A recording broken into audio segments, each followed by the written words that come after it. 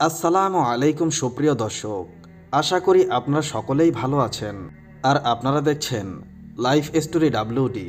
সুপ্রিয় দর্শক, আজকের এই ভিডিওতে আমরা আপনাদেরকে জানাবো খলিফা হারুনুর রশিদকে কেন 60টি চাবুকের আঘাত করা হয়েছিল সেই সম্পর্কে একটি বিস্ময়কর ঘটনা, যা শুনে আপনার মন ছুঁয়ে যাবে ইনশাআল্লাহ। তাই ভিডিওটি একেবারে শেষ পর্যন্ত দেখবেন। ইসলামের ইতিহাসে অন্যতম আলোচিত চরিত্র হারুনুর রশিদ 763 অথবা 766 সালের 17 মার্চ আব্বাসীয় খেলাফতের অধীনস্থ রায় নামক অঞ্চলে তিনি জন্মগ্রহণ করেন। নিজের শাসন অধিভুক্ত রাজ্যে কেউ অপরাধ করলে তিনি খতিয়ে দেখতেন। নিজের কর্তব্যপরায়ণতার জায়গা থেকে অপরাধের জন্য নিজের ও রাজ্য সুব্যবস্থার দায় খুঁজে পেলে সাজা মাথা পেতে নিতেও কুণ্ঠবোধ করেননি। প্রতিষ্ঠা করেছেন ইসলামের আইনে ন্যায় বিচার। হারুনুর রশিদের শাসনামলে বিজ্ঞান, ধর্মীয় ও সাংস্কৃতিক সমৃদ্ধির জন্য এই যুগকে সবচেয়ে উন্নত ধরা হয়। সিরিয়ার একটি শহরের নাম রাকা, সেখান থেকে খলিফা হারুনুর রশিদের নিকট একটি চিঠি আসলো। চিঠিতে লেখা ছিল, শহরের বিচারক 1 মাস যাবৎ অসুস্থ, তাই বিচার কাজ স্থগিত হয়ে আছে। খলিফা যেন দ্রুত ব্যবস্থা করেন। খলিফা হারুনুর রশিদ চিঠির জবাব পাঠালেন।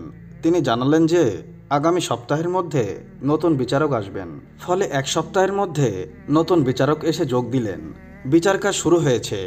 স্থানীয় প্রহরীরা একজন বৃদ্ধা মহিলাকে আসামি হিসাবে দরবারে হাজির করলেন। তার অপরাধ ছিল, তিনি শহরের এক রেস্তোরাঁ থেকে কিছু রুটি আর মধু চুরি করার সময় হাতে নাতে ধরা পড়েন।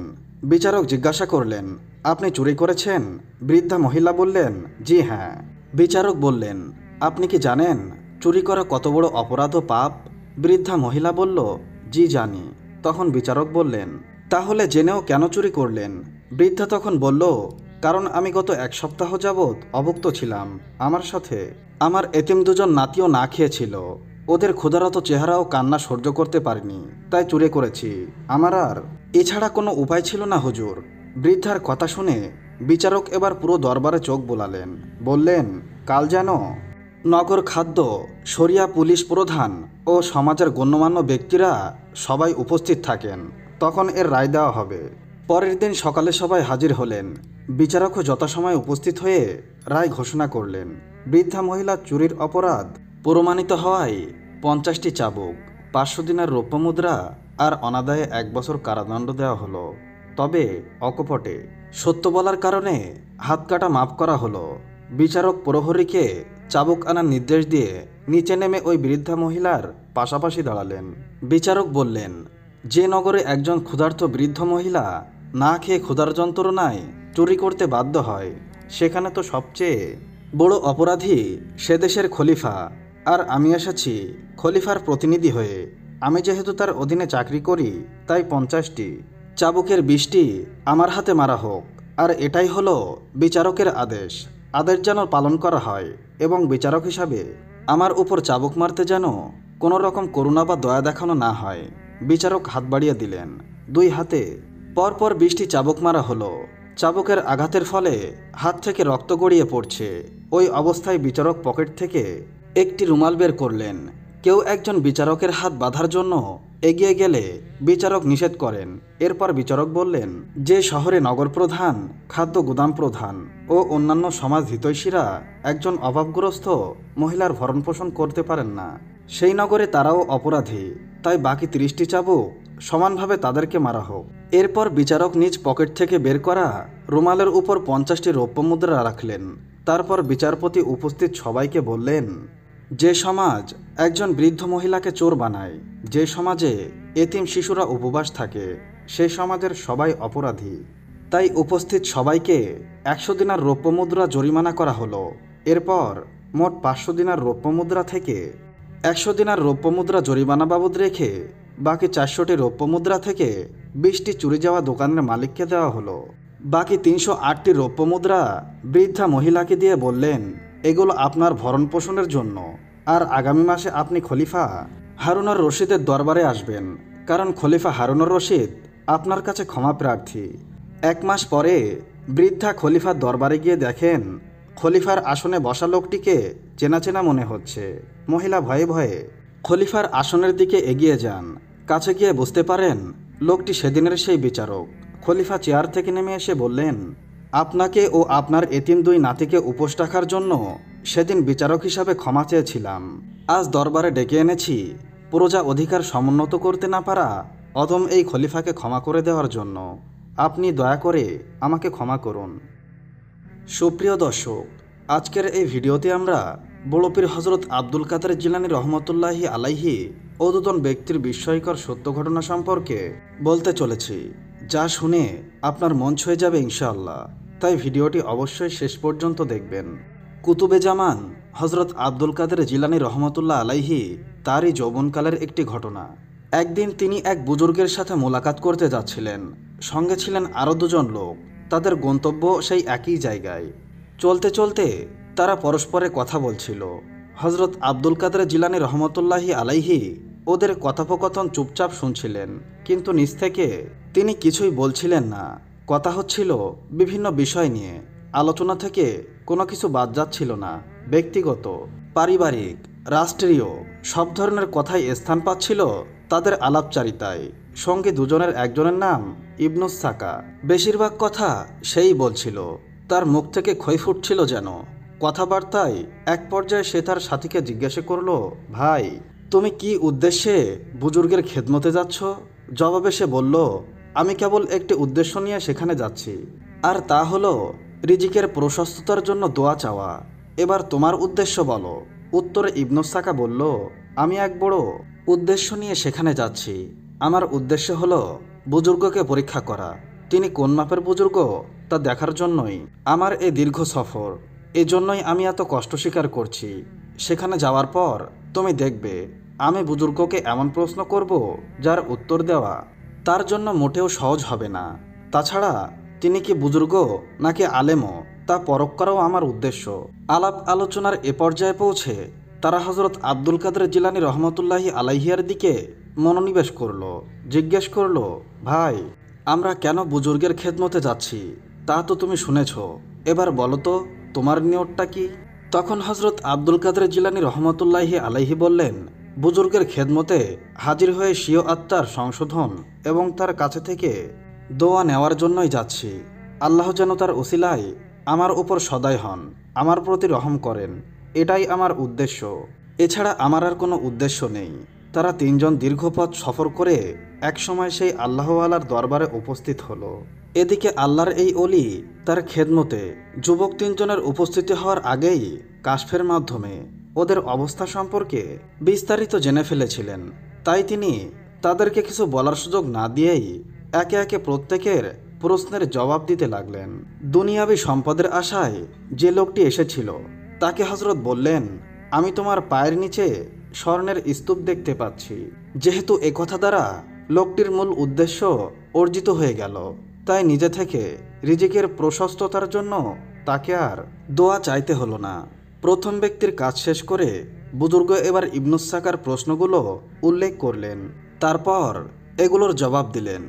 বলতে লাগলেন, প্রথম প্রশ্নের জবাব হলো এই, আর দ্বিতীয় প্রশ্নের জবাব হলো এই। এভাবে এক এক করে সবগুলো প্রশ্নের জবাব দিয়ে অবশেষে তিনি ইবনুস সাকাকে লক্ষ্য করে বললেন, আমি তোমার কপালে কুফরি নিদর্শন স্পষ্ট দেখতে পাচ্ছি। আমি দেখতে পাচ্ছি অচিরেই তুমি ইসলাম ত্যাগ করে মুরতাদ হয়ে যাবে। আল্লাহর কি মর্জি। বুজুর্গ লোকটির কথা যথাযথ বাস্তবায়ন হয়ে গেল। তিনি যেরূপ বলেছিলেন শেষ পর্যন্ত ঘটনা এরূপই ঘটল। ইবনুস সাকা ছিলেন তৎকালীন খলিফার বার্তাবাহক। তাকে বিশেষ সংবাদ দিয়ে সম্রাট হিরাক্লিয়াসের নিকট পাঠানো হয়েছিল। সম্রাট তার জ্ঞান গরিমা দেখে খুব আপ্যায়ন করলেন। এমনকি বড় আলেম হওয়ার কারণে তাকে তিনি দেশের রাষ্ট্রদূত হিসাবে নিযুক্ত করলেন। ফলে ইবনুস সাকা সে দেশেই থেকে যায়। দিন যায়, রাত আসে, আবার রাতের পর দিন। এভাবে কিছুদিন যাওয়ার পর সেখানে এক তুলকালাম কাণ্ড ঘটে যায়, যার কারণ হচ্ছে বুজুর্গের সাথে বেয়াদবিমূলক আচরণ। সে যে বলেছিল যে বুজুর্গকে প্রশ্ন করবে এবং দেখবে সে আলেম কিনা, এতটুকুতেই তার সব নিঃশেষ হয়ে গেল। যার ফলশ্রুতিতে ইবনুস সাকা সম্রাট হিরাক্লিয়াসের এক মেয়ের প্রেমে পড়ে যায়। শেষ পর্যন্ত সেই মেয়েকে পাওয়ার আশায় ইসলাম ধর্ম ত্যাগ করে খ্রিস্টান ধর্ম গ্রহণ করে কুফরিতে অকণ্ঠ নিমজ্জিত হয়ে পড়ে। আর এই অবস্থায় সে মৃত্যুর মুখে পতিত হয়, নাউজুবিল্লাহ। যাই হোক, বুজুর্গ লোকটি ইবনুস সাকার সাথে কথাবার্তা শেষ করে আব্দুল কাদের জিলানী রহমতুল্লাহি আলাইহিকে উদ্দেশ্য করে বললেন, বাসা, আমি দেখতে পাচ্ছি তুমি বাগদাদের মিম্বারে বসে আছো আর বলছো আমার এই কদম সমস্ত আউলিয়াদের গর্দানের উপর। তুমি কথা বলার পর দেখতে পেলাম যে উপস্থিত আউলিয়াগণ নিজ নিজ গর্দান তোমার দিকে ঝুঁকিয়ে দিচ্ছেন। বুজুর্গের এই কাশফ একদিন সত্যি সত্যি বাস্তবায়িত হয়েছিল। একবার হজরত আব্দুল কাদের জিলানী রহমতুল্লাহি আলাইহি বাগদাদের শাহী মিম্বারে বসে বয়ান করছিলেন। বয়ানের এক পর্যায়ে হঠাৎ তার অনিচ্ছা সত্ত্বেও মুখ থেকে বেরিয়ে পড়ে, আমার এই কদম সমস্ত আউলিয়াদের গর্দানের উপর। একথা শোনামাত্র উপস্থিত বুজুর্গগণ স্বীয় গর্দান ঝুঁকিয়ে দিলেন।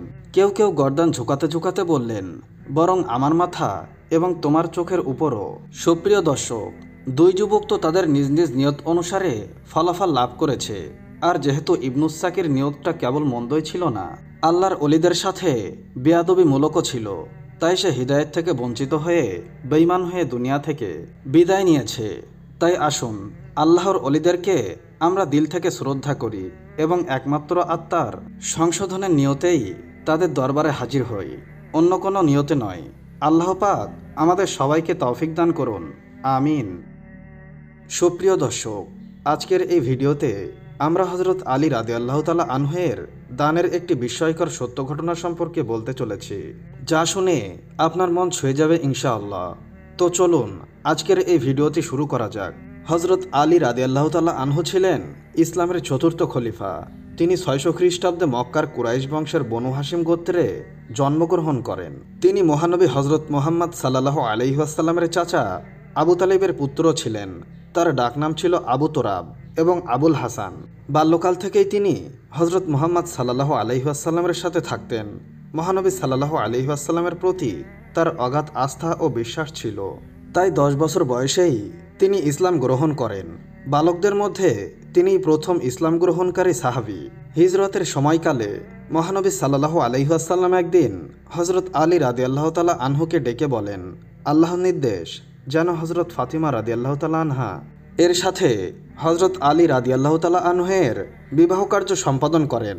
এরপর হজরত খাদিজা রাদিয়াল্লাহু তাআলা আনহা এবং মহানবী সাল্লাল্লাহু আলাইহি ওয়াসাল্লামের সবচেয়ে প্রিয় আদরের কন্যা হজরত ফাতেমা রাদিয়াল্লাহু তাআলা আনহাকে বিবাহ করেন হজরত আলী রাদিয়াল্লাহু তাআলা আনহু। তাদের কোলজুড়ে জন্ম নেয় হজরত ইমাম হাসান রাদিয়াল্লাহু তাআলা আনহু এবং ইমাম হোসাইন রাদিয়াল্লাহু তাআলা আনহু। হজরত আলী রাদিয়াল্লাহু তাআলা আনহুর পরিবারে 5 জন সদস্য ছিলেন। তিনি নিজে সহ হজরত ফাতিমা রাদিয়াল্লাহু তাআলা আনহা, হজরত হাসান রাদিয়াল্লাহু তাআলা আনহু, হজরত হুসাইন রাদিয়াল্লাহু তাআলা আনহু এবং হজরত হারিস রাদিয়াল্লাহু তাআলা আনহু। একবার তারা 3 দিন অনাহারে ছিলেন।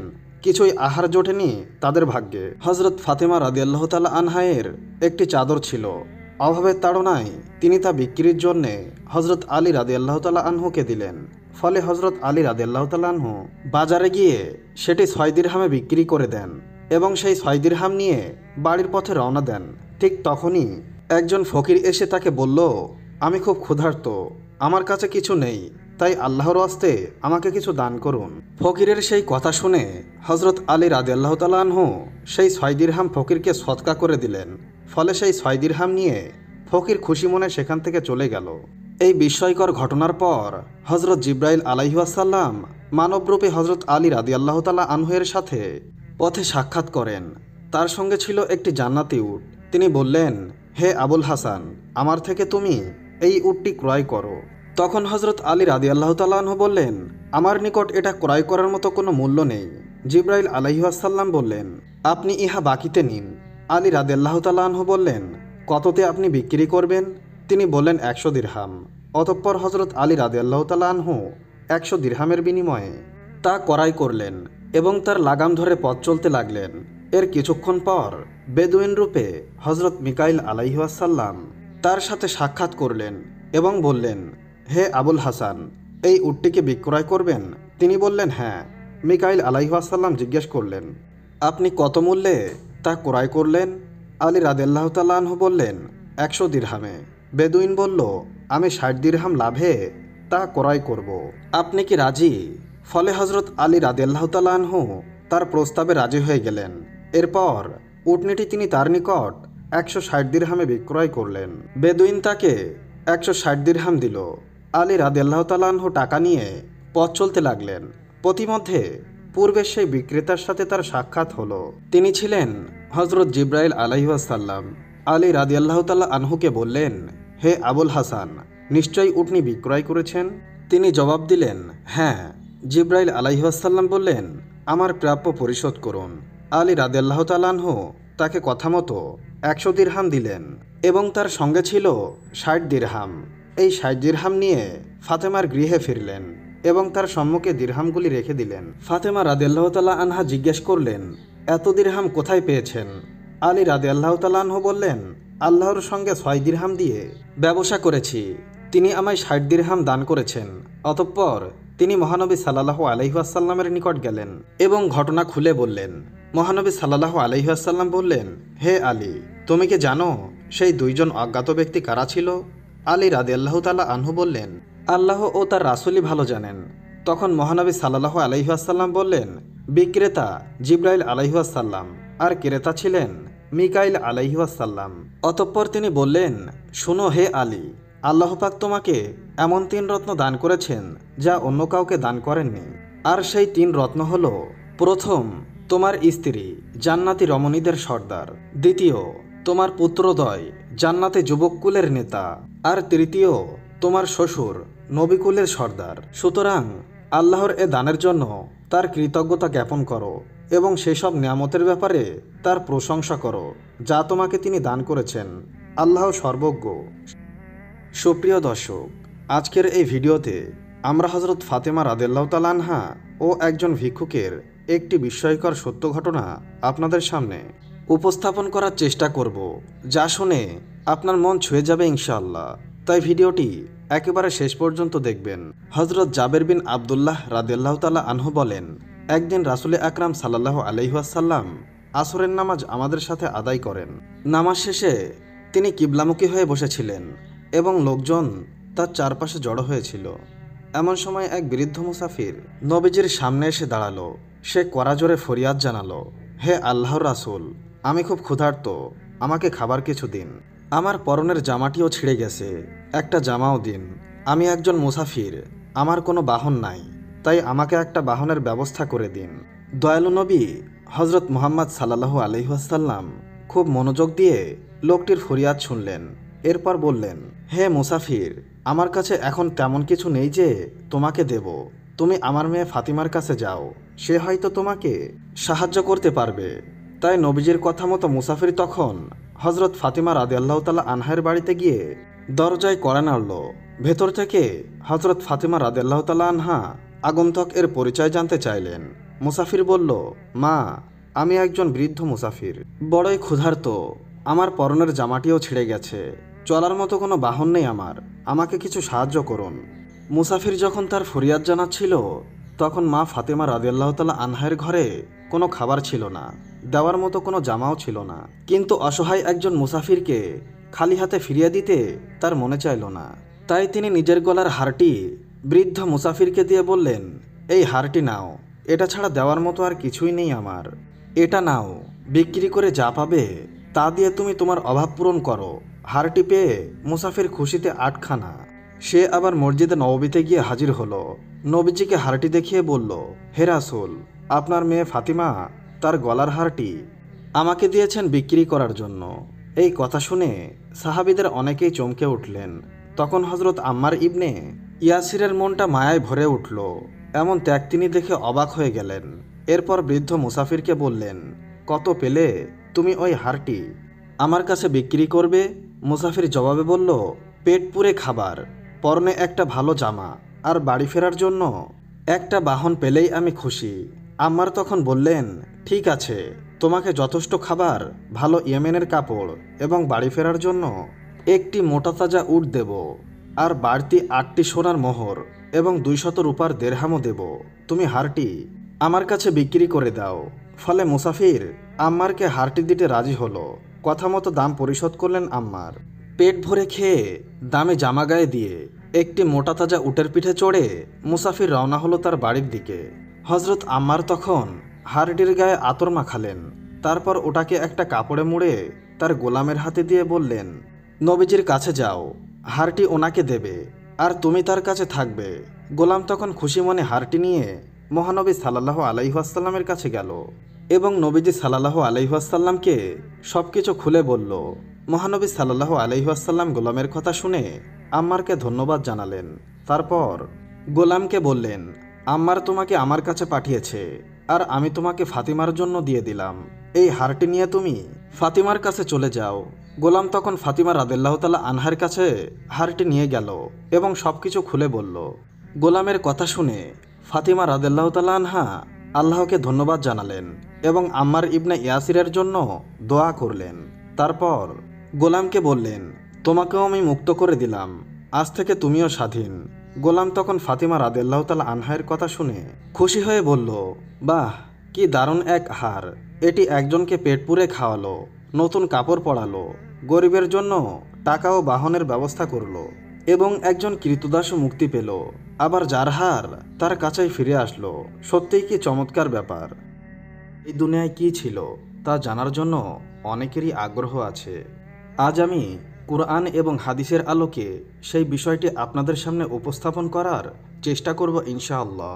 আল্লাহ তাআলা সূরা হুদে ৭ নম্বর আয়াতে ইরশাদ করেন, তিনি আসমান ও জমিন ৬ দিনে সৃষ্টি করেছেন, তার আরশ ছিল পানির উপরে। ইমাম আহমদ বিন হাম্বাল রহমতুল্লাহ আলাইহি আবু রাজিন আকিলি সূত্রে বর্ণনা করেন, তিনি নবীজিকে প্রশ্ন করেছিলেন, হে রাসূল সাল্লাল্লাহু আলাইহি ওয়াসাল্লাম, আসমান ও জমিন সৃষ্টির আগে আমাদের পারওয়ারদিগার কোথায় ছিলেন? তিনি বললেন, আমাতে ছিলেন, অর্থাৎ তখন আল্লাহ ছাড়া আর কিছুই ছিল না। তার ওপরে শূন্য ও তার নিচেও শূন্য, মোট কথা তখন কিছুই ছিল না। তিনি পানির উপর তার আরশ পয়দা ফরমালেন। মূলত এটাই ছিল মাখলুকের প্রথম অবস্থা। ইমাম আহমদ, ইমাম তিরমিজি, ইমাম আবু দাউদ এবং আরও অনেক মুহাদ্দিস কেরামগণ হযরত ওবাদা বিন সামেদ রাদিয়াল্লাহু আনহুর হাদিস বর্ণনা করেন। তিনি বলেন, আমি রাসূল আকরামকে বর্ণনা করতে শুনেছি। তিনি ফরমান, বিনা সন্দেহে আল্লাহ তাআলা সবচেয়ে প্রথমে কলমকে সৃষ্টি করেছেন এবং আল্লাহ তাআলা কলমকে হুকুম দিলেন, লিখো। আর কলম তখন চালু হয়ে গেল এবং কিয়ামত পর্যন্ত যা কিছু হবে সব কিছু লিখে দিল। যা কিছু আল্লাহর হুকুমে কলম লৌহে মাহফুজে লিখে দিয়েছে। আর এই হাদিস দ্বারা বোঝা যায় সর্বপ্রথম সৃষ্টি হলো কলম। জোহর ওলামায়ে ইকরামের অভিমত হলো সর্বপ্রথম সৃষ্টি হলো আরশ। তাদের দলিল হলো ইমাম মুসলিম বর্ণনা করেন, আব্দুল্লাহ ইবনে আমর ইবনে আস রাদিয়াল্লাহু আনহু বলেন, আমি রাসূল সাল্লাল্লাহু আলাইহি ওয়াসাল্লামকে বলতে শুনেছি, আল্লাহ আকাশ ও পৃথিবী সৃষ্টির ৫০,০০০ বছর আগে তকদির লিপিবদ্ধ করেন, তখন তার আরশ ছিল পানির উপর। এই হাদিস দ্বারা বোঝা যায় প্রথম পানি আর তার উপর আরশ। এরপর কলমকে আল্লাহ তাআলা সৃষ্টি করেছেন। এরপর তকদির লিপিবদ্ধ হলো। এরপর আসমান ও জমিন সৃষ্টি করা হলো। আর যে হাদিস দ্বারা সর্বপ্রথম কলম সৃষ্টির কথা প্রমাণিত হয় তার অর্থ হলো কলম। এই জগতের সৃষ্টিসমূহের মধ্যে প্রথম এ ব্যাপারে বুখারী শরীফের এ হাদিসখানা প্রমাণিত। হযরত ইমরান ইবনে হুসাইন রাদিয়াল্লাহু আনহু বলেন, ইয়েমেনের কিছু লোক রাসূল সাল্লাল্লাহু আলাইহি ওয়াসাল্লামকে বলল, আমরা সৃষ্টি জগতের সূচনা সম্পর্কে জানতে এসেছি। তখন রাসূলুল্লাহ সাল্লাল্লাহু আলাইহি ওয়াসাল্লাম ইরশাদ করেন, সর্বপ্রথম আল্লাহ ছিলেন, তার আগে কিছুই ছিল না এবং তার আরশ ছিল পানির উপর। এরপর লৌহে মাহফুজে সব কিছু লিখে দিলেন। এরপর আকাশমণ্ডলী ও পৃথিবী সৃষ্টি করেন। ইবনে জারি মুহাম্মদ বিন ইসহাক থেকে বর্ণনা করেন, তিনি বলেন, আল্লাহ তাআলা সর্বপ্রথম যা সৃষ্টি করেছেন তা হলো আলো অন্ধকার। কেউ কেউ বলেন, আল্লাহ তাআলা কলমের পর কুরসিকে সৃষ্টি করেছেন, কুরসির পর আরশ, তারপর মহাশূন্য ও আধার, তারপর পানি। হযরত আব্দুল কাদের জিলানী রহমতুল্লাহ আলাইহির পরিশুদ্ধ কিতাব সিররুল আসরওয়ে হাদিসে কুদসি নকল করেন, যাতে বলা হয়েছে, আল্লাহ তাআলা বলেন, আমি সর্বপ্রথম নূর দ্বারা মুহাম্মদ সাল্লাল্লাহু আলাইহি ওয়াসাল্লামের রূহ সৃষ্টি করেছি। মেরিকাত সরহে মিশকাত কিতাব মোল্লা আলী কারি একটি হাদিস উল্লেখ করেছেন। রাসূল সাল্লাল্লাহু আলাইহি ওয়াসাল্লাম ইরশাদ করেছেন, আল্লাহ তাআলা সর্বপ্রথম আমার রূহ সৃষ্টি করেছেন। জমহুর ওলামায়ে কিরামের মতামতগুলি আপনাদের সামনে উপস্থাপন করলাম। বিশুদ্ধ বর্ণনা অনুসারে যে ৬ দিনে জগৎ সৃষ্টি করা হয়েছে তা রবিবার থেকে শুরু হয়ে শুক্রবার, শনিবারে জগৎ সৃষ্টির কাজ করা হয় না। এই 6 দিনের কার্যাবলী নিয়ে বিস্তারিত আলোচনা সূরা হামিম সিজদার 9ম ও 10ম আয়াতে রয়েছে। রবি ও সোমবার এই 2 দিনে পৃথিবী সৃষ্টি করা হয়েছে। মঙ্গল ও বুধবার ভূমণ্ডলের সাজ সরঞ্জাম, পাহাড়, নদী, খনিবৃক্ষ, সৃষ্টিজীবের পানাহারের বস্তু সৃষ্টি করা হয়েছে। বৃহস্পতি ও শুক্রবার 7 আকাশ সৃষ্টি করা হয়েছে। এক রেওয়ায়াতে আছে, আল্লাহ তাআলা শনিবারে মাটি সৃষ্টি করেন, রবিবার জমিনে পাহাড়, সোমবার গাছপালা, মঙ্গলবার বিপদ আপদ, মুসিবত, রোগ ব্যাধি, বুধবার নূর, বৃহস্পতিবার জমিনে চতুষ্পদ জন্তুদের ছেড়ে দিলেন, আর শুক্রবার আসর থেকে মাগরিবের আগে হজরত আদম আলাইহিসসালামকে সৃষ্টি করেন। এই থেকে বোঝা যায় সৃষ্টির মধ্যে শেষ সৃষ্টি হল হজরত আদম আলাইহিসসালাম। মানবজাতের সৃষ্টির আগে ফেরেশতা ও জিন সৃষ্টি হয়েছিল। আকাশ দ্বারা সৃষ্টির মধ্যে প্রথম নাম্বার হলো ফেরেশতা, দ্বিতীয় নাম্বার হলো জিনদের, আর শেষ নাম্বার হলো মানুষ জাতি। এই ব্যাপারে সূরা হিজরের 26 ও 27 নম্বর আয়াতে রয়েছে, আমি মানবকে পচা কাদা থেকে তৈরি বিশুষ্ক ঠনঠনে মাটি দ্বারা সৃষ্টি করেছি এবং জিনকে এর আগে লোয়ের আগুন দ্বারা সৃষ্টি করেছি। মূলত আদম আলাইহিসসালামের 2000 বছর আগে আল্লাহ তাআলা জিনজাতি সৃষ্টি করেছেন। তারা এ দুনিয়ায় বসবাস করত, কিন্তু বিভিন্ন ফিতনা ফাসাদের ফলে তাদের প্রতি আল্লাহ তাআলা ফেরেশতাদের এক বিশাল বাহিনী প্রেরণ করেন। ফেরেশতারা তখন জিনেদের জবরদস্ত মারপিট করেন, আর এতে জিনজাতি বন জঙ্গল ও সমুদ্রে আশ্রয় গ্রহণ করে। পৃথিবী জমিনের সকল জনপদ থেকে তাদেরকে বের করে দেওয়া হয়। আর এই ঘটনা হজরত আদম আলাইহিসসালামের সৃষ্টির আগে সংঘটিত হয়। হজরত আদম আলাইহিসসালামের সৃষ্টির প্রথমে এই পর্যন্ত বর্ণনা পাওয়া যায়। আজকের এই ভিডিওটিতে আমরা হজরত উজাইর আলাইহিসসালামের বিস্ময়কর ঘটনা সম্পর্কে বলতে চলেছি, যা আপনার মন ছুঁয়ে যাবে ইনশাআল্লাহ। তাই ভিডিওটি অবশ্যই শেষ পর্যন্ত দেখবেন। আপনাদের মনে প্রশ্ন জাগতে পারে, কে এই উজাইর আলাইহিসসালাম? হজরত দাউদ ও ইয়াহিয়া আলাইহিসসালামের মধ্যবর্তী সময়ে আগমনকারী ব্যক্তিদের মধ্যে হজরত উজাইর আলাইহিসসালাম ছিলেন অন্যতম। হজরত উজাইর আলাইহিসসালামকে নবী ছিলেন নাকি নবী ছিলেন না, তা নিয়ে মতভেদ রয়েছে। অনেকে বলে থাকেন তিনি বনি ইসরায়েলের নবীগণের মধ্যে অন্যতম একজন নবী ছিলেন। যাই হোক, এবার মূল ঘটনায় আসা যাক। আল্লাহ তাআলা যুগে যুগে বহু নবী রাসূল পৃথিবীতে প্রেরণ করেছেন। তাদের মনে আল্লাহর সৃষ্টি নিয়ে যদি কোনো কিছু জানতে ইচ্ছে হতো, আল্লাহ তাআলা সাথে সাথে কোনো উদাহরণ দিয়ে বুঝিয়ে দিতেন। ঠিক তেমনি হজরত উজাইর আলাইহিসসালামকে তার মনের জবাব আল্লাহ রাব্বুল আলামিন চাক্ষুষ প্রমাণে বুঝিয়ে দেন। ঘটনাটি হলো, বখত নাসর নামক জনক রাজা যখন বাইতুল মুকাদ্দাস ধ্বংস করে বনি ইসরায়েলের অনেক লোককে বন্দী করেছিল, তখন বন্দীদের মধ্যে হজরত উজাইর আলাইহিসসালামও ছিলেন। তবে তিনি নবী বলে রাজা তাকে ছেড়ে দিয়েছিল। হজরত উজাইর আলাইহিসসালামের সাথে টাকা, খেজুর, পানি ও একটি গাধা ছিল। সেখান থেকে ফেরার পথে হজরত উজাইর আলাইহিসসালাম এমন একটি গ্রাম দেখতে পেলেন যার ইমারত ও অট্টালিকাগুলো ধসে মাটির সাথে মিশে গিয়েছিল এবং সেখানে জনমানবের কোনো চিহ্ন ছিল না।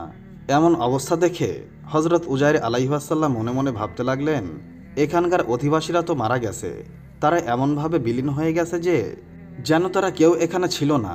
আল্লাহ তাআলা এদের আবার কিভাবে পুনর্জীবিত করবেন, এই ভাবনা ভেবে হজরত উজাইর আলাইহিসসালাম গাধাটিকে একটি গাছের সাথে বেঁধে একটু বিশ্রামের জন্য মাটিতে পিঠ রাখলেন। তখন আল্লাহ তাআলা তাকে মৃত ও ধ্বংসাত্মক জনপদের কিয়ামতের দিন কিভাবে জীবিত করবেন, দুনিয়াতে তার নজির দেখাতে ইচ্ছা করলেন। সেজন্য তাকে সেই অবস্থায় মৃত্যুদান করলেন। এরপর আল্লাহ তাআলা হজরত উজাইর আলাইহিসসালামকে এভাবে 100 বছর পর্যন্ত মৃত অবস্থায় রাখলেন। কিন্তু তার শরীর নষ্ট হয়ে বা পচে গলে যায়নি।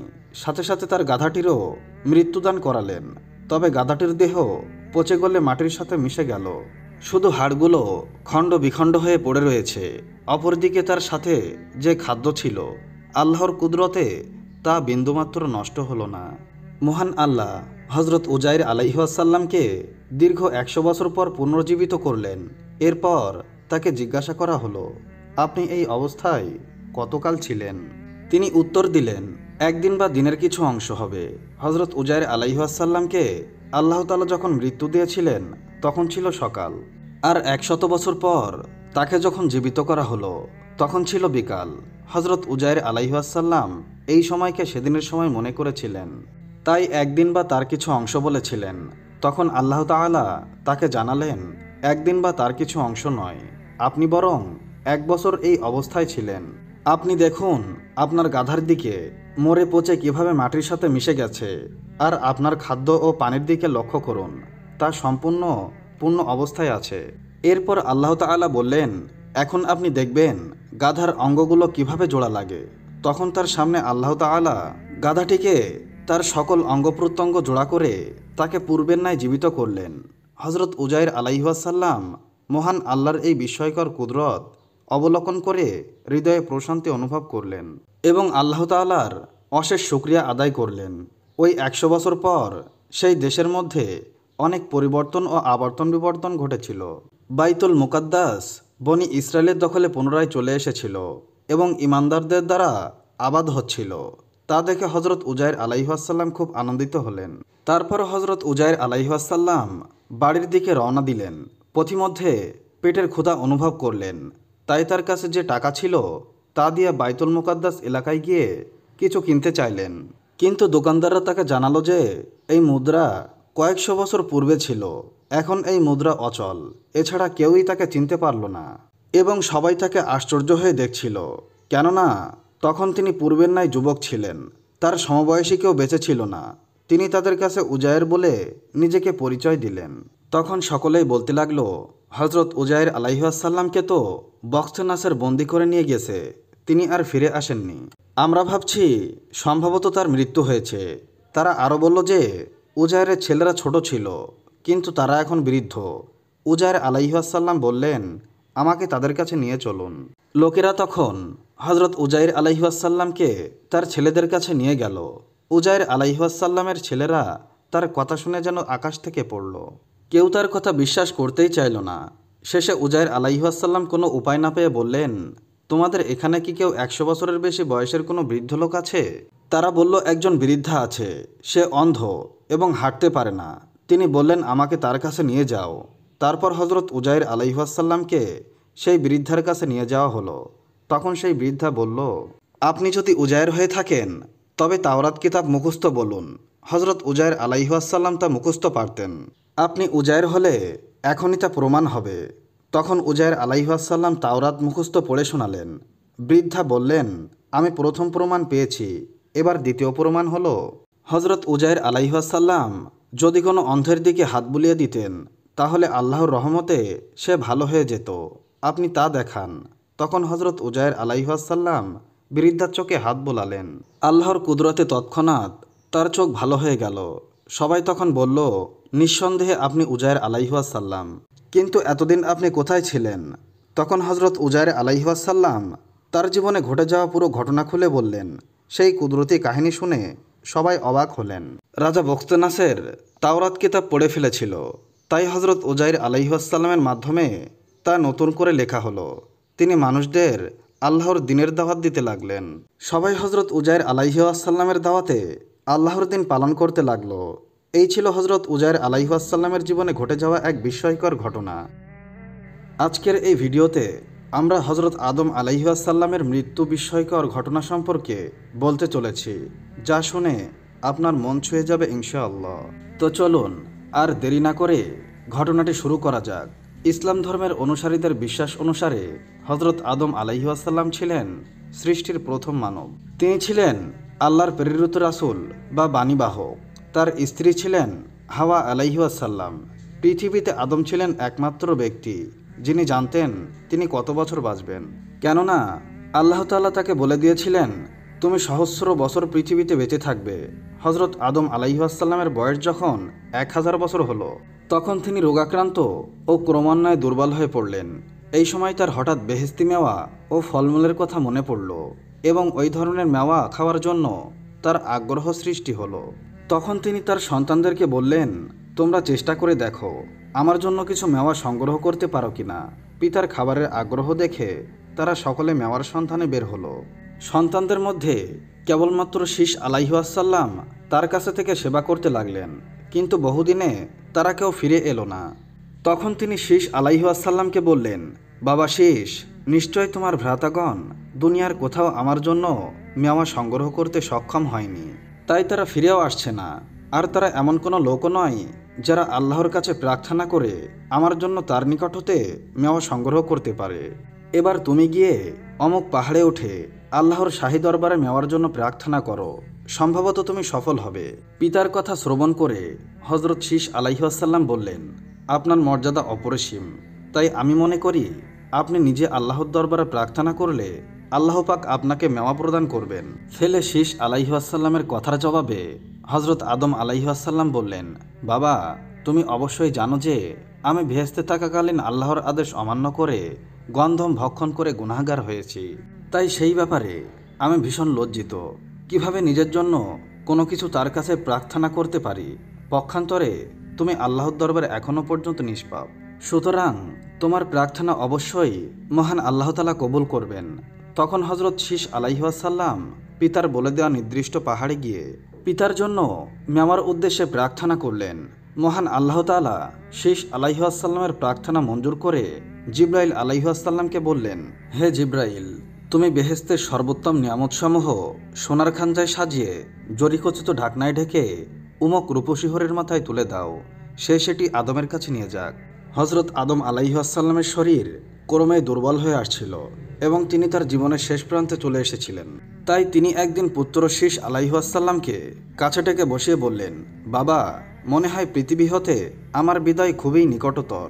সুতরাং আমার আওলাদেদের যে যেখানে আছে তাদেরকে সংবাদ দিয়ে আমার সামনে হাজির করো। সকলকে আমি আমার শেষ নসিহত করে যেতে চাই। শীশ আলাইহিসসালামের আহ্বানে সাড়া দিয়ে তারা সবাই এসে হজরত আদম আলাইহিসসালামের অন্তিম সজ্জার নিকট সমবেত হলো। হজরত আদম আলাইহিসসালাম সকলকে লক্ষ্য করে বললেন, আমি যথাসম্ভব শীঘ্রই তোমাদের কাছ থেকে বিদায় নিব। তাই তোমাদের প্রতি আমার শেষ নসিহত এই যে তোমরা পরস্পরে সুসম্পর্ক বজায় রেখে চলবে, একে অন্যের সঙ্গে ঝগড়া বিবাদ কলহে লিপ্ত হবে না। তোমাদের সামনে কোনো বিপদ দেখা দিলে সকলে মিলেমিশে পরামর্শ করে এর সমাধান করার চেষ্টা করবে। সকল ক্ষেত্রে তোমরা শীষের পরামর্শ নির্দেশ ও মীমাংসার প্রতি গুরুত্ব প্রদান করে মেনে চলবে, কারণ সে আল্লাহর অতি প্রিয়জন। তোমরা মনে রেখো, শীষকে আমার স্থলাভিষিক্ত করে যাচ্ছি। সুতরাং সে তোমাদের মধ্যে শিক্ষা দীক্ষায় জ্ঞান গরিমায় সেরা ও যোগ্যতায় শ্রেষ্ঠ। হজরত আদম আলাইহিসসালামের সকল সন্তান তার কথার প্রতি অনুগত স্বীকার করল এবং নসিহত পালনের প্রতিশ্রুতি দিল। তারপর হজরত আদম আলাইহিসসালাম পুত্র শীষকে সম্বোধন করে বললেন, হে প্রিয় পুত্র আমার, এই পৃথিবী একটি বিপদ সংকেত। এর স্থান এখানে প্রতি মুহূর্তে পদস্খলনের ভয় বিদ্যমান। বিশেষ করে ইবলিস প্রতি মুহূর্তে তোমাদের বিপদে চালিত করার চেষ্টা করবে, তাকে সামান্যতম প্রশ্রয় দিবে না। তোমাদের বংশের সন্তানদের সুপথে স্থির রাখতে বারবার তাদেরকে নসিহত করবে, প্রাণপণ চেষ্টা করবে। আমি তোমাদের জন্য দোয়া করছি, মহান আল্লাহ তাআলা তোমাদেরকে সুপথে স্থির রাখুক। এই কথা বলে হজরত আদম আলাইহিসসালাম পুত্র শীষ আলাইহিসসালামকে খিলাফত প্রদান করলেন। ইতোমধ্যে মালাকুল মউত জিব্রাইল আলাইহিসসালামকে নিয়ে উপস্থিত হলেন। হজরত আদম আলাইহিসসালাম মালাকুল মউতকে দেখে বুঝতে পারলেন যে তিনি আর কিছু সময়ের জন্য জীবিত আছেন। ফেরেশতাদের তিনি যথোপযুক্ত সম্মান জানালেন। এই সময় বিবি হাওয়া আলাইহিসসালাম ও শীষ আলাইহিসসালাম হজরত আদম আলাইহিসসালামের খেদমতে নিয়োজিত ছিলেন। তাদেরকে তিনি বললেন, তোমরা এবার একটু অন্য জায়গায় গিয়ে বসো। হজরত আদম আলাইহিসসালাম বললেন, আমার কাছে আগত মেহমানদের সাথে আমি কিছু কথা বলবো। তারা আদম আলাইহিসসালামের নির্দেশ মতো বাইরে চলে গেলেন। বাইরে যাওয়ার সাথে সাথে মালাকুল মউত বললেন, হে মানবজাতির পিতা আদম, আমার আগমনের কারণ আপনি নিশ্চয় বুঝতে পেরেছেন। আমি আর বেশি দেরি করতে পারবো না। আপনার জান কবজ করার জন্য মহান আল্লাহ তাআলা আমাকে প্রেরণ করেছেন। আদম আলাইহিসসালাম বললেন, আমি আমার প্রভুর আহ্বানে সাড়া দিতে সর্বদা প্রস্তুত। আপনার কর্তব্য আপনি পালন করুন। মালাকুল মউত এবার নিজের কর্ম সম্পাদনের জন্য উদ্যোগ গ্রহণ করলেন। জিব্রাইল আলাইহিসসালাম তাকে লক্ষ্য করে বললেন, হে মালাকুল মউত, আদম আলাইহিসসালামের জান কবজ করতে যেন কোনো কষ্ট না হয় সেদিকে আপনি খেয়াল রাখবেন, কেননা মহান আল্লাহ তাআলা তাকে স্বয়ং সৃষ্টি করেছেন এবং তার প্রতি আল্লাহর অনুগ্রহ অফুরন্ত। সেইভাবে মালাকুল মউত তার জান কবজ করলেন। আদম আলাইহিসসালাম অত্যন্ত শান্ত ও ধীর স্থিরভাবে চিরনিদ্রায় কোলে ঢলে পড়লেন। তার চোখ বন্ধ হয়ে গেল। তিনি চলে গেলেন চরম ও পরম বন্ধু মহান প্রভুর সান্নিধ্যে। ইন্না লিল্লাহি ওয়া ইন্না ইলাইহি রাজিউন। বনি ইসরায়েলের এক ব্যক্তি ছিলেন যার স্ত্রী ছিল খুবই সুন্দরী ও রূপবতী। সে তার স্ত্রীর প্রতি খুবই আসক্ত ছিল। যখন তার স্ত্রী মারা গেল তখন সে খুবই দুঃখ পেয়েছিল এবং দীর্ঘদিন যাবৎ সে সর্বদা তার কবরের কাছে বসে বসে কাঁদত। ঘটনাক্রমে একদিন হজরত ঈসা আলাইহিসসালাম এই পথ দিয়ে যাচ্ছিলেন। ইসরায়েলের লোকটির এই হয়রানি পেরেশান দেখে তিনি এর কারণ জানতে চাইলেন। তখন ইসরায়েলের এই ব্যক্তিটি তার সকল ঘটনা খুলে বললেন হজরত ঈসা আলাইহিসসালামকে। তখন হজরত ঈসা আলাইহিসসালাম জানতে চাইলেন, তুমি কি চাও? তুমি কি চাও যে আমি তোমার স্ত্রীকে জীবিত করে দিই? লোকটি বলল, জি হ্যাঁ, আমি এটাই চাই। হজরত ঈসা আলাইহিসসালাম কবরের লাশকে লক্ষ্য করে আওয়াজ দিলেন। সাথে সাথে একজন সাবিকে উঠে আসলো, যার নাক, চোখ, মুখ ও অন্যান্য ছিদ্র থেকে আগুনের শিখা বের হচ্ছিল। হজরত ঈসা আলাইহিসসালামকে দেখেই গোলামটি কালেমা পড়ল। ইসরায়েলের লোকটি এই দৃশ্য দেখে বলল, হুজুর, আমার ভুল হয়ে গেছে, আমার স্ত্রীর কবরটা অন্যটা। এটা শুনে হজরত ঈসা আলাইহিসসালাম ওই গোলামকে হুকুম দিলেন, তুমি তোমার কবরে চলে যাও। সাথে সাথে সে লাশ হয়ে কবরে লুটিয়ে পড়ল এবং তার কবরকে মাটি দিয়ে ভরাট করে দেওয়া হলো। হজরত ঈসা আলাইহিসসালাম অন্য কবরের দিকে দৃষ্টিপাত করলেন এবং হুকুম করলেন, হে কবরের অধিবাসী, আল্লাহর হুকুমে জীবিত হয়ে যাও। সাথে সাথে আল্লাহর হুকুমে কবর থেকে এক সুন্দরী মহিলা মাথা থেকে ধুলো ঝাড়তে ঝাড়তে উঠে আসলো। মহিলাটিকে দেখেই লোকটি বলে উঠল, হে ঈসা আলাইহিসসালাম, এটাই আমার স্ত্রী। অতঃপর ঈসা আলাইহিসসালাম অনুকরণে লোকটি তার স্ত্রীকে নিয়ে বাড়ির উদ্দেশ্যে রওনা হলো। কিন্তু দীর্ঘদিন ধরে নির্ঘুম কাটানোর জন্য তার প্রচণ্ড ঘুম পেল। লোকটি তার স্ত্রীকে বলল, দীর্ঘদিন তোমার কবরের পাশে কাটানোর ফলে আমি খুবই দুর্বল ও ক্লান্ত হয়ে পড়েছি, তাই আমি কিছু সময় বিশ্রাম নিচ্ছি। স্ত্রী সাথে সাথেই তাকে সম্মতি দিল। লোকটি রাস্তার পাশে তার স্ত্রীর কোলে মাথা রেখে ঘুমিয়ে পড়ল। গভীর ঘুমে সে আচ্ছন্ন হয়ে পড়ল। এমন সময় এক রাজকুমার ঘোড়ায় চড়ে এই রাস্তা দিয়ে যাচ্ছিল। এই রাজকুমারটি ছিল খুবই সুন্দর। তাকে দেখা মাত্রই এই লোকটির স্ত্রীর ভালো লাগলো এবং তার প্রেমে পাগল হয়ে গেল। শেষ পর্যন্ত নিজেকে ধরে রাখতে না পেরে তার স্বামীর মাথা তার কোল থেকে নামিয়ে রাজকুমারের সামনে হাজির হলো। রাজকুমার তখন তাকে দেখল, তখন সেও তাকে পছন্দ করে ফেলল। মহিলাটির সম্মতি নিয়ে তাকে ঘোড়ার পিঠে উঠিয়ে নিল এবং রাজমহলে চলে গেল। ইসরায়েলের এই লোকটির ঘুম ভাঙার পর সে তার স্ত্রীকে দেখতে না পেয়ে সে খুব চিন্তিত হয়ে পড়ল এবং অবশেষে পায়ের চিহ্ন অনুসরণ করে রাজমহলে পৌঁছে গেল। সে সেখানে তার স্ত্রীকে রাজকুমারের সাথে দেখতে পেয়ে গেল। তখন লোকটি রাজকুমারকে বলল, এটা আমার স্ত্রী, দয়া করে আপনি তাকে ছেড়ে দিন। রাজকুমার কিছু বলার আগেই মহিলাটি বলে উঠল, আমি তোমার স্ত্রী নই, আমি রাজকুমারের দাসী। এই কথা শুনে রাজকুমার বলল, তোমার কত বড় স্পর্ধা, তুমি আমার দাসীকে আমার থেকে ছিনিয়ে নিতে যাচ্ছ? তখন ইসরায়েলের ব্যক্তিটি অনুনয় করে বলল, খোদার কসম, এটা আমার স্ত্রী। তার মৃত্যুর পর হজরত ঈসা আলাইহিসসালাম আমার জন্য তাকে জীবিত করে দিয়েছে। এমন সময় হজরত ঈসা আলাইহিসসালাম সেখানে আগমন করলেন। তাকে দেখে ইসরায়েলের এই লোকটি বলল, হে ঈসা আলাইহিসসালাম, এই মহিলাটি কি আমার স্ত্রী নয়, যাকে আপনি আমার জন্য জীবিত করে দিয়েছেন? হজরত ঈসা আলাইহিসসালাম বললেন, হ্যাঁ। এই কথা শুনে মহিলাটি বলল, হে ঈসা আলাইহিসসালাম, লোকটি মিথ্যাবাদী, আমি এই রাজকুমারের দাসী। হজরত ঈসা আলাইহিসসালাম বললেন, তুমি কি সেই মহিলা নও যাকে আমি আল্লাহর হুকুমে জীবিত করে দিয়েছিলাম? তখন মেয়েটি বলল, হে ঈসা আলাইহিসসালাম, খোদার কসম, আমি সেই মহিলা নই। অতঃপর ঈসা আলাইহিসসালাম বললেন, যে জীবন আমি আল্লাহর হুকুমে তোমাকে দিয়েছিলাম সেই জীবন তুমি ফেরত দাও। এই কথা শুনেই সাথে সাথেই মহিলাটি লাশ হয়ে ঢলে পড়ল। হজরত ঈসা আলাইহিসসালাম বললেন, যে এমন ব্যক্তিকে দেখতে চাই যে কিনা কাফের অবস্থায় মৃত্যুবরণ করে কিন্তু জীবিত হয়ে ঈমান গ্রহণ করে, তাহলে সেই হাফসি গোলামকে দেখো, যে একবার কাফের অবস্থায় মৃত্যুবরণ করে এবং জীবিত হওয়ার পর ঈমান অবস্থায় ইন্তেকাল করেছেন। আর যে ব্যক্তি এমন মানুষ দেখতে চায় যে ঈমান অবস্থায় মৃত্যুবরণ করেছে, আল্লাহ পাক আবার তাকে জীবিত করে অতঃপর সে কাফের অবস্থায় মৃত্যুবরণ করে, তাহলে সে যেন এই মহিলাকে দেখে। এই ঘটনা দেখে বনি ইসরায়েলের সেই লোকটি বলল, আমি আর কখনো বিয়ে করব না। এই কথাটি বলে সে আল্লাহর রাস্তায় বের হয়ে গেল এবং আল্লাহর ইবাদত করতে করতে মৃত্যুবরণ করল।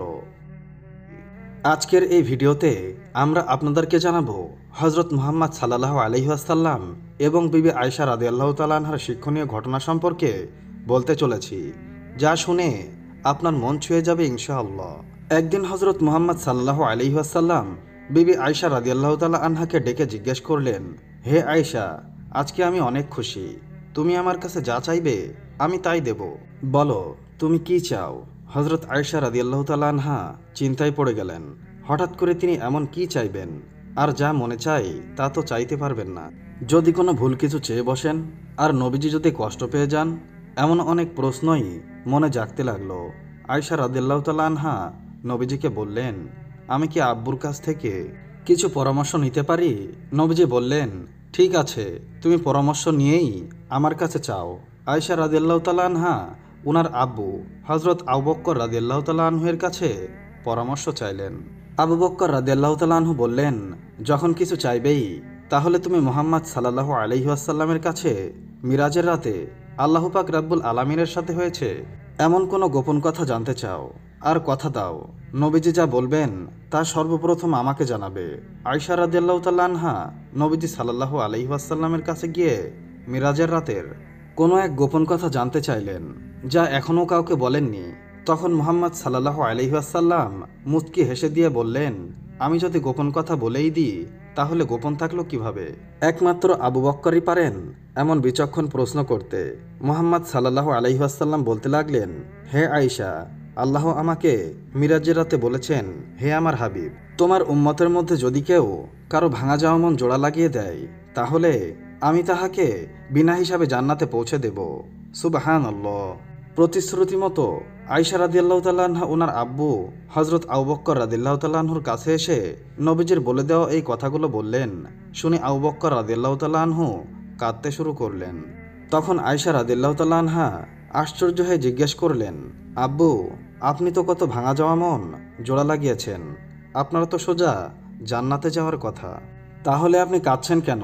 আবু বকর রাদিয়াল্লাহু তাআলা আনহু বললেন, আয়েশা, এই কথাটার উল্টো চিন্তা করে দেখো। কারো ভাঙা মন জোড়া লাগালে যেমন আল্লাহ তাআলা সোজা জান্নাতে দিবেন, ঠিক তেমন কারো মন ভাঙলেও আল্লাহ সোজা জাহান্নামে দিয়ে দেবেন। আমি না জানি নিজের অজান্তে কতজনের মন ভেঙেছি। আল্লাহ যদি আমাকে জাহান্নামে দিয়ে দেন সেই চিন্তায় আমি কাঁদছি। এই হলো আমাদের ইসলাম। দুনিয়ায় থেকে জান্নাতের সুসংবাদ পাওয়ার পরেও এইভাবে চিন্তা করেন। এইভাবে ইসলাম আমাদেরকে শিক্ষা দেয় কাউকে কষ্ট না দিতে, মানুষের কষ্টে পাশে দাঁড়াতে। মুহাম্মদ সাল্লাল্লাহু আলাইহি ওয়াসাল্লাম আরও বলেছেন, যদি তুমি গোশত রান্না করতে চাও তাহলে 1 গ্লাস পানি বেশি দিয়ে দাও, যাতে তোমার গরিব প্রতিবেশীকে একটু দিতে পারো। আর যদি না দিতে চাও তাহলে এমন সময় রান্না করবে যখন প্রতিবেশীর বাচ্চা ঘুমিয়ে থাকে, গোশতের ঘ্রাণ পেয়ে বাবা মাকে গোশত খাওয়ার কথা না বলে। গরিব বাবা মা গোশত কিনে খাওয়াতে পারবে না, মনে অনেক কষ্ট পাবে। এইভাবে ইসলাম আমাদের শিক্ষা দিয়েছে। মুহাম্মদ সাল্লাল্লাহু আলাইহি ওয়াসাল্লাম আমাদেরকে শিখিয়ে দিয়ে গেছেন মানুষের মন না ভাঙতে, মানুষকে কষ্ট না দিতে। আল্লাহ পাক রব্বুল আলামিন আমাদেরকে মানুষের কষ্টে পাশে দাঁড়ানোর, মানুষকে কষ্ট না দেওয়া থেকে মানুষের ভেঙে যাওয়া মন জোড়া লাগাতে, অন্যের কষ্ট ভাগাভাগি করতে তৌফিক দান করুন, আমিন। আজকে আমি আপনাদেরকে জানাবো হজরত নূহ আলাইহি ওয়াসাল্লামের নৌকা বা কিস্তি ও এক মহিলা এবং তার সন্তানের বিস্ময়কর ঘটনা সম্পর্কে বলতে চলেছি। আশা করি এই ঘটনাটি আপনাদের সকলের ভালো লাগবে, তাই ভিডিওটি একেবারে শেষ পর্যন্ত দেখবেন। হজরত নূহ আলাইহি ওয়াসাল্লামের সময়কাল চলছে। আল্লাহ তাআলার পক্ষ থেকে আযাব আসার প্রাথমিক আলামতও ইতিমধ্যে শুরু হয়ে গেছে। আল্লাহ তাআলা নূহ আলাইহি ওয়াসাল্লামকে নির্দেশ দিলেন সমস্ত মুমিনদেরকে সাথে নিয়ে নৌকায় আরোহণ করতে। সবাইকে নিয়ে নূহ আলাইহি ওয়াসাল্লাম নৌকায় আরোহণ করেছেন। অপরদিকে আযাবের আলামত দেখে কাফিরদের মধ্যে দৌড়ঝাঁপ শুরু হয়ে গেছে। যারা এতদিন তাকে নৌকা তৈরি করতে দেখে ঠাট্টা বিদ্রূপ ও উপহাস করেছিল, তাদের চক্ষু এখন ছানা বড়া এবং কিং কর্তব্য বিমূঢ় হয়ে গেছে। কি করবে কিছুই ভেবে পাচ্ছে না। বন্যার পানি ক্রমেই বাড়তে লাগলো। কাফিরদের সবার মধ্যে ভীতির সঞ্চার হয়ে গেছে। দৌড়াদৌড়ি শুরু করে দিয়েছে, যে যেদিকে পারছে পানি থেকে বাঁচার জন্য পৃথিবীর উঁচু উঁচু জায়গাসমূহে আশ্রয় নিচ্ছে। নূহ আলাইহি ওয়াসাল্লাম তার সাথী ইমানদারগণদেরকে নিয়ে ইতোমধ্যে নৌকায় আরোহণ করেছেন। উঁচু উঁচু ঢেউয়ের মধ্যে নৌকা ছুটে চলেছে আপন গতিতে। কুরআনের ভাষায় বলতে গেলে পাহাড় সমান ঢেউয়ের মধ্যে নৌকা চলছে। নূহ আলাইহিসসালাম দূরে দেখতে পেলেন তার কাফির সন্তান কেনান কিংবা ইয়ামকে। তার মনে পিতৃসুলভ দয়ার উদ্রেক হলো। সন্তানের প্রতি দয়াময়ের বহির্প্রকাশ স্বরূপ সন্তানকে ডেকে বললেন, হে আমার কলিজার টুকরা সন্তান, ইসলাম গ্রহণ করে আমাদের সাথে নৌকায় আরোহণ করো, কাফিরদের সাথে আর থেকো না। সে জবাবে বলল, আমি পাহাড়ের চূড়ায় আরোহণ করব, পাহাড় আমাকে পানি থেকে বাঁচাবে। তখন নূহ আলাইহিসসালাম বললেন, আজকে আল্লাহ তাআলার এই আযাব থেকে কেউই নিস্তার পাবে না। তবে আল্লাহ তাআলা কারো উপর যদি দয়া করেন তাহলে তার কথা আলাদা। এমতো অবস্থায় বিশাল এক ঢেউ এসে তাদের উভয়ের মাঝে বিচ্ছেদ ঘটিয়ে দিল এবং নূহ আলাইহিসসালামের চোখ থেকে ছেলেকে আড়াল করে ডুবিয়ে দিল। পিতার চোখের সামনে ছেলেকে ডুবিয়ে না দিয়ে আল্লাহ তাআলা বিশাল ঢেউ দিয়ে আড়াল করে দিয়ে তাকে ধ্বংস করে দিলেন। এই জন্য ইসলামী স্কলাররা বলে থাকেন, শিক্ষক যদি কোনো কারণে ছাত্রকে শাস্তি প্রদান করতে হয় তাহলে আদব হলো পিতামাতার চোখের আড়ালে শাস্তি প্রদান করা। পিতামাতার চোখের সামনে শাস্তি প্রদান করা ঠিক নয়, তবে কঠোর শাস্তি সর্ব অবস্থায় নিষিদ্ধ। নূহ আলাইহিসসালামের সময়কার এ আযাবে নারী শিশুসহ যুবক বৃদ্ধ সকল কাফির ডুবে মারা গেল। নিরপরাধ শিশুও সেই শাস্তি থেকে রেহাই পেল না। কেননা আল্লাহ তাআলার নিয়ম হলো, কোনো সমাজে যদি আল্লাহ তাআলার ক্রোধ তথা গজবের কারণে আযাব চলে আসে তাহলে সেই আযাব কখনো চেয়ে দেখবে না যে কে আল্লাহর ইবাদত করে বা কে করে না, বরং সবার উপরই আযাব নেমে আসবে। একজন কাফির মহিলার কোলে ছিল দুগ্ধপোষ্য শিশু। মায়ের দুধ খেয়ে তার কোলে লালিত পালিত হচ্ছিল। মা তার সন্তানটিকে খুবই ভালোবাসে। নূহ আলাইহিসসালামের কমের উপর আযাব আসায় সে দুশ্চিন্তায় পড়ে গেল। নিজের জীবন চলে গেলেও আমার সন্তান যেন ভালো থাকে। পানি বাড়তে থাকায় সে সন্তানকে নিয়ে চলে গেল পাহাড়ের চূড়ায়। তারপর কিছুটা স্বস্তি পেল। মনটা প্রবোধ দিল এই ভেবে যে সন্তানটির জীবন বিপন্ন হবে না, পানি এতদূর পর্যন্ত আসবে না। কিন্তু পাহাড়ের চূড়ায়ও যখন পানি পৌঁছে গেল, সন্তানকে বুকের সাথে জড়িয়ে ধরে রাখল। পানি বুক পর্যন্ত উঠে গেল। সন্তানকে নিজের কাঁধে তুলে নিল। আস্তে আস্তে সন্তানকে উপরের দিকে তুলে রেখেছে যেন সন্তানটি মারা না যায়। পানি গলা পর্যন্ত উঠে গেলে সন্তানটিকে দুই হাতে মাথার উপরে তুলে ধরল। পানি আরও বেড়ে গেল। সে নিজে মারা গেল এবং তার সন্তানটিও মারা গেল। রাসূল সাল্লাল্লাহু আলাইহি ওয়াসাল্লাম বলেছেন, আল্লাহ তাআলা যদি নূহ আলাইহিসসালামের কওমের কারো উপর দয়া করতেন তাহলে শিশুটির মায়ের উপর তিনি দয়া করতেন। আজকে আপনাদেরকে জানাবো হযরত ইউসুফ আলাইহিসসালাম মিশরে বিক্রি হয়ে যাওয়ার করুণ কাহিনী। কূপে নিক্ষিপ্ত হওয়ার সময় হযরত ইউসুফ আলাইহিসসালামের বয়স 18 বছর ছিল বলে ঐতিহাসিকগণ বলেন। কেউ কেউ আবার 17 বছরের কথা বলে থাকেন। 12 বছরের একটি ঐতিহাসিক অভিমত বর্ণিত আছে, তবে 17 বছরের অভিমতই সঠিক। কূপে নিক্ষিপ্ত হওয়ার পর ইউসুফ আলাইহিসসালাম 3 দিন 3 রাত ছিলেন। ঘটনাক্রমে এক বাণিজ্য কাফেলা বাণিজ্য সম্ভার নিয়ে মাদিয়ান থেকে মিশর অভিমুখে যাচ্ছিল। পথ ভুলে তারা ইউসুফ আলাইহিসসালাম যে কূপে নিক্ষিপ্ত হয়েছিলেন সেটির নিকট তারা পৌঁছে যায়। কূপের পাড়ের আবহাওয়া প্রাকৃতিক পরিবেশ ভালো দেখতে পেয়ে তারা সেখানে যাত্রা বিরতি করেন। কিন্তু কূপটি সাপবিচ্ছু দ্বারা পরিপূর্ণ এবং জনবসতি থেকে দূরে ছিল। তদুপরি এই কূপের পানিও ছিল লবণাক্ত। ইউসুফ আলাইহিসসালামকে নিক্ষেপ করার পর এই কূপের পানি মিষ্টি হয়ে যায়। বাণিজ্য কাফেলার দলপতির নাম ছিল মালিক ইবনে জাজ। তার এক গোলাম ছিল, নাম তার বোসরা। বোসরা পানি তোলার জন্য কূপে ডোল ছাড়ে। তখন মহান আল্লাহ তাআলার হুকুমে জিবরাইল আলাইহিসসালাম বললেন, ইউসুফ, আপনি এই ডোলে বসে পড়ুন। বোসরা ডোল উঠিয়ে দেখে শশীতল সুন্দর এক কিশোর বালক। দ্বিতীয় কাউকে সে আর এত সুন্দর দেখতে পায় নাই। হাদিসে বর্ণিত আছে, মহান আল্লাহ তাআলা সবটুকু সৌন্দর্য 2 ভাগ করে 1 ভাগ ইউসুফকে আর 1 ভাগ সারা জাহানকে দান করেছেন। বাণিজ্য কাফেলার লোকেরা তার সৌন্দর্য দর্শনে বিমোহিত হয়ে জিজ্ঞাসা করল, হে বৎস, তুমি কি মানুষ নাকি ফেরেশতা নাকি পরিজাদা? ইউসুফ আলাইহিসসালাম বললেন, আমি আদম আলাইহিসসালামের বংশধর। এই সময় ইউসুফ আলাইহিসসালামের ভাইরা সবাই কূপের কাছেই ছিল। শোরগোল শুনে তারা ইউসুফ আলাইহিসসালামকে দেখতে পেয়ে বলল, এ আমাদের গোলাম ভয়ে পালিয়ে এসেছে এবং এই কূপে পড়ে গেছে। এই মিথ্যাচার শুনে ইউসুফ আলাইহিসসালাম কিছু বলতে চাইলে তার ভাই তাকে বলল, যদি এইসব লোককে কিছু বলো তবে তোকে মেরে ফেলবো। তখন ইউসুফ আলাইহিওয়াসাল্লাম ভয়ে আর কিছু বললেন না। কাফেলার দলপতি ইবনে জাজ তাকে কাফেলার লোকজনের মধ্যে নিয়ে লুকিয়ে রাখেন। কাফেলার লোকেরা জিজ্ঞাসা করল, ছেলেটিকে কোথা থেকে এনেছো? কাফেলার ধিপতি মালিক বলল, এটা মহান আল্লাহ তাআলা প্রদত্ত লাভজনক এক সামগ্রী। ইউসুফকে কূপ থেকে ওঠানোর পর ইউসুফ ভ্রাতারা এসে বলল, আমরা আমাদের গোলামকে বিক্রি করব। কাফেলার ধিপতি মালিক বলল, ভালো কথা, আমি তাকে কিনে নিব, কিন্তু আমার নিকট মাত্র 18 দিরহাম মিশরি দিনহার আছে। মিশরি দিরহাম অন্য কোথাও চলে না, সুতরাং তোমরা মিশরি দিরহাম মূল্য গ্রহণে স্বীকৃতি হলে আমরা তোমাদের গোলামকে কিনে নেব। মিশরি মুদ্রা গ্রহণে স্বীকৃতি হয়ে ভাইরা ইউসুফকে কাফেলার ধিপতি মালিকের নিকট সমর্পণ করল। আর এই ঘটনার রহস্য হচ্ছে, মিশরে 2 দিরহাম কেনানি 1 দিরহামের সমান। এই হিসাবে মিশরে 18 দিরহাম কেনানি মুদ্রায় 9 দিরহাম হয়। আর এই নামমাত্র মূল্যেই ইউসুফ আলাইহিওয়াসাল্লামের ভাইরা তাকে কাফেলা ধিপতির হাতে বিক্রি করে দেয়। তাদের উদ্দেশ্য ছিল পিতার দৃষ্টি থেকে তাকে দূরে নিক্ষেপ করা। নতুবা ইউসুফ ভ্রাতারা কিন্তু দিনহীন নিঃস্ব ছিলেন না। মহান আল্লাহ তাআলা বলেন, আর তাকে বিক্রি করে দিল নিতান্ত হীনমূল্যে, মাত্র কয়েকটি দিরহামের বিনিময়ে, এবং তারা তো তার প্রতি বিমুখী হয়েছিল। সূরা ইউসুফ আয়াত 20-12।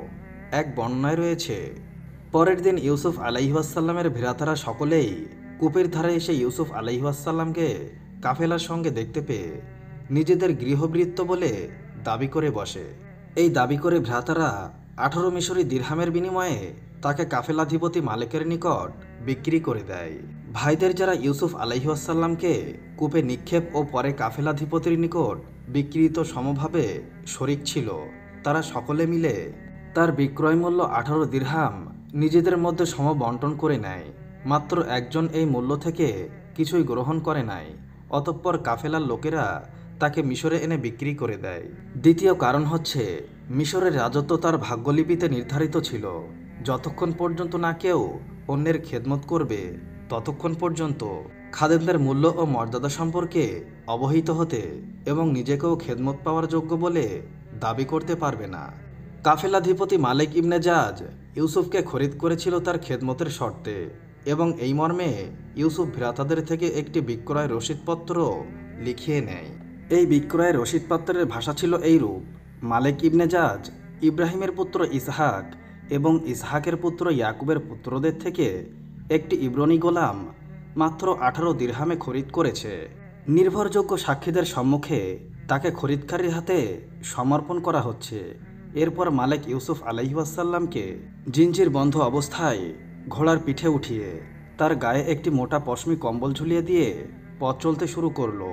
কিছুদূর যেতেই পথিমধ্যে ইউসুফ আলাইহিওয়াসাল্লামের মায়ের কবর ছিল। তিনি সেখানে অবতরণ করে মায়ের কবর জিয়ারত করেন আর অবিরল ধারায় কাঁদতে শুরু করেন। তিনি কবরস্থ মাকে উদ্দেশ্য করে বলতে লাগলেন, মা, ভাইরা এরশাবশত আমার উপরে খুব বেশি জুলুম করেছে এবং এই কাফেলা ধিপতির কাছে আমাকে বিক্রি করে দিয়েছে। আমার খরিদ্দার মনিব আমার পায়ে বেড়ি পড়িয়েছে। তারা আমার পিতার খেদমত, স্বদেশভূমি এবং আপনার কবর সবকিছু থেকে আমাকে দূরে নিক্ষেপ করেছে। ইতোমধ্যে বাণিজ্য কাফেলা সামনে কিছু দূরে চলেও গেছে। কাফেলা থেকে এক লোক দৌড়ে এসে বলল, ওহে গোলাম, তুমি এখনও এখানে? আসলে সত্যিই তো, তুমি পলায়নপর মানসিকতা সম্পন্ন। এই বলে সে ইউসুফ আলাইহিওয়াসাল্লামকে থাপ্পড় মারল। তখন ইউসুফ আলাইহিওয়াসাল্লাম আকাশের দিকে তাকিয়ে মাথা উঠিয়ে বলল, ইয়া মহান আল্লাহ তাআলা, এই জালেমদের অনিষ্ট আর দুষ্কৃতিপনা হতে আমাকে রক্ষা করুন। আমার উপর দিয়ে যে বিপদ মুসিবত যাচ্ছে সব কিছুই আপনি জানেন। হে আল্লাহ, আমি আর সহ্য করতে পারছি না। এইসব মাতম শেষে ইউসুফ আলাইহিওয়াসাল্লাম কাফেলায় সামিল হন। ইতোমধ্যে আকাশে ভীতিকর একখণ্ড মেঘ দেখা দেয় এবং সেই সঙ্গে প্রবল বাতাস বইতে শুরু করে এবং বজ্র বিজলির গর্জন শুরু হয়। কাফেলার সবাই ধ্বংসের দ্বার প্রান্তে উপনীত হয়। কাফেলার সকলে নিজেদের সম্পর্কে বলাবলি করতে লাগলো, ভেবে দেখো কি গুনাহের কারণে আমরা এমন কঠিন বিপদে পতিত হয়েছি। যে ব্যক্তি ইউসুফ আলাইহিওয়াসাল্লামকে চড় মেরেছিল সে বলল, আসলে আমার গুনাহের কারণেই কাফেলা শুদ্ধ সবাই এই বিপদে পতিত হয়েছে। যখন আমি এই গোলামকে থাপ্পড় মেরেছিলাম তখন সে আকাশের দিকে মুখ উঠিয়ে কেঁদে কেঁদে কি যেন একটা বলছিল। তখনই এই ধ্বংসকারী বিপদ আমাদের উপর আপতিত হয়। এই কথা শুনে সকলেই ইউসুফ আলাইহিসসালামের নিকট গিয়ে নিজেদের অপরাধ স্বীকার করে ক্ষমা প্রার্থনা করল। তাদের ক্ষমা প্রার্থনায় ইউসুফ আলাইহিসসালাম দোয়া করেন। তৎক্ষণাৎ মহান আল্লাহ তাআলার হুকুমে বিপদ বাতাস বন্ধ হয়ে যায়।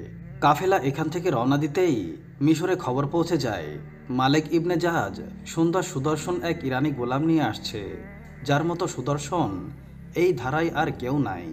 এই ক্ষেত্রে সে নিজের উদাহরণ। এই খবর শুনতে পেয়ে মিশর শহরের সব লোক বাণিজ্য কাফেলার অভ্যর্থনার উদ্দেশ্যে বের হয়ে আসে। ইউসুফ আলাইহিসসালামের যে রূপ সৌন্দর্য এবং গুণের বৈশিষ্ট্যর কথা তারা শুনতে পেয়েছিল, তাকে দেখে তারা সুরত সংবাদ থেকে অনেক গুণ বেশি পেল। কাফেলার ধীপতি মালিক নিজের ঘর সুসজ্জিত করে এবং তাতে রুমি রেশমের বিছানা বিছায় এবং ইউসুফ আলাইহিসসালামকে অভিজাতপূর্ণ পোশাক ও মাথায় স্বর্ণের মুকুট পরিয়ে দেয়। অতঃপর সে শহরময় প্রচার করে, আমি সুন্দর সুদর্শন সৎ চরিত্র চতুর্জ্ঞানী এক গোলামকে বিক্রয় করতে চাই। যিনি খরিদ করতে চান তিনি যেন সময় মতো আসেন। এই ঘোষণায় মিশরের উচ্চবিত্ত, নিম্নবিত্ত, মধ্যবিত্ত সব ধরনের লোক এসে মালিকের অবস্থানের স্থলে ভিড় জমায়।